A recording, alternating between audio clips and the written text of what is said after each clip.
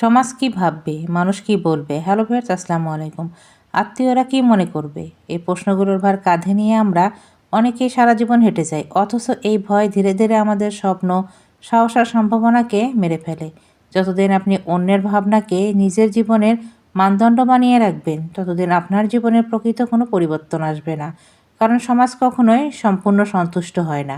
আজ আপনি একভাবে চলেন, কথা বলেন, কাল আরেকভাবে চলেন, কথা বলবেন।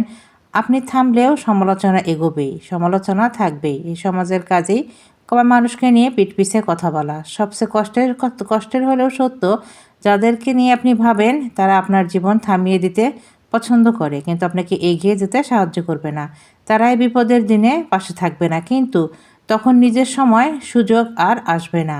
আমাদের জীবনের সবচেয়ে বড় ব্যাধি হচ্ছে মানুষ কি ভাববে নামক ভয়। এই ভয় কাটাতে হলে আগে সামনের দিকে পা বাড়াতে হবে এবং এগিয়ে যাইতে হবে। নিজের সিদ্ধান্তে দাঁড়াতে হবে এবং সত্যিকার অর্থে এগিয়ে যেতে হবে। জীবন একটাই, এই জীবনে অন্যের সন্তুষ্টির জন্য নয়, নিজের দায়িত্ব, নিজের সত্যের পথে চলা।